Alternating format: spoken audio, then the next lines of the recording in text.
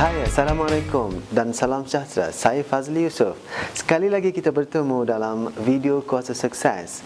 Kali ini saya akan berkongsi dengan anda satu konsep yang menarik dalam NLP yang dinamakan sebagai 4 stages of learning ataupun 4 peringkat pembelajaran. Apakah itu 4 peringkat pembelajaran?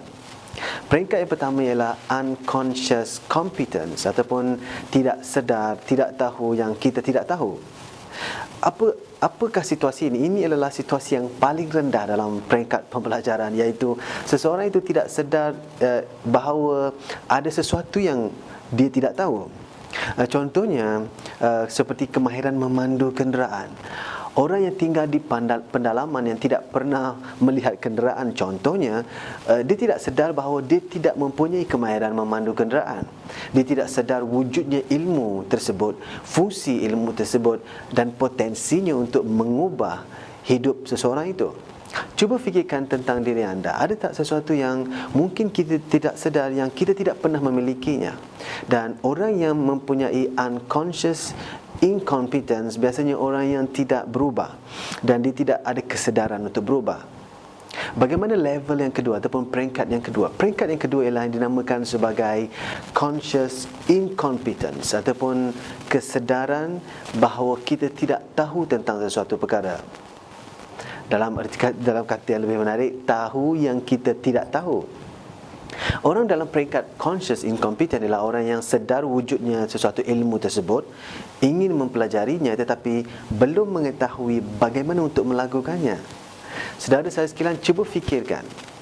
Apakah perkara yang anda tahu bahawa anda tidak tahu melakukannya tetapi anda ingin mempelajarinya? Apa kemahiran tersebut?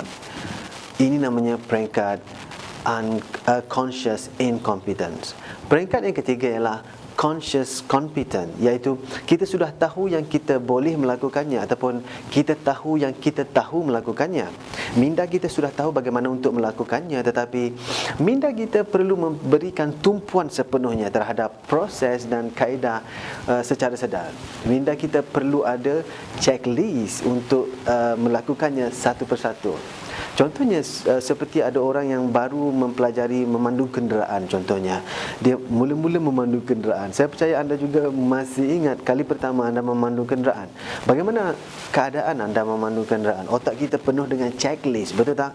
Oh, kena masukkan gear, kena tekan clutch dan kena tarik handbrake, kena masukkan signal dan sebagainya. Otak kita penuh dengan checklist, apa yang perlu dilakukan sekarang, seterusnya dan seterusnya. Ini namanya orang yang mempunyai peringkat yang ketiga dalam pembelajaran yang dinamakan sebagai conscious competence ataupun tahu yang kita sudah tahu untuk melakukannya. Otak kita masih belum cekap melakukannya, ia perlukan checklist. Selain daripada itu, ada beberapa skill lagi yang masih kita baru pelajari yang perlu kita berfikir satu persatu. Orang yang mempunyai conscious competence ialah orang yang masih belum cekap melakukannya tetapi sudah tahu melakukannya. Dan peringkat yang ketiga, yang keempat ialah unconscious competence ataupun kita tidak sedar yang kita tahu melakukannya. Bayangkan saya membayangkan mungkin anda sudah cekap memandu. Apabila kita memandu kenderaan kita, kita tak fikir pun. Kita masukkan switch, kita start enjin kita, kita mulakan, hidupkan enjin kita dan kita terus memandu tanpa berfikir bagaimana kita melakukannya. Sampai satu peringkat ia berlaku secara automatik. Memandu kereta automatik, secara automatik. Kita hanya tahu kita nak membelok di selekoh yang mana dan kita melakukannya secara tidak sedar. Begitu juga dengan mereka yang sudah cekap melakukan sesuatu perkara. Cuba anda fikirkan, apakah kemahiran yang anda sudah di peringkat unconscious competence? Anda sudah boleh melakukannya tanpa berfikir lagi bagaimana untuk melakukannya. Dan apabila anda ingin melakukan perubahan dalam hidup anda, anda perlu ada peringkat yang keempat ini. Apa saja kemahiran yang anda ingin miliki, anda perlu lakukan satu persatu. Sedar bahawa kita tidak tahu, mempelajari perkara tersebut sehingga kita tahu bagaimana untuk melakukannya. Kita sedar bahawa kita boleh melakukannya dan kita terus melakukannya sehingga kita hampir tidak sedar bahawa kita boleh melakukannya. Dan apabila apa saja skill yang anda ingin pelajari, anda perlu mencapai peringkat yang keempat ini, iaitu unconscious competence. Sehingga terus berjaya membangkitkan kuasa sukses dalam diri anda.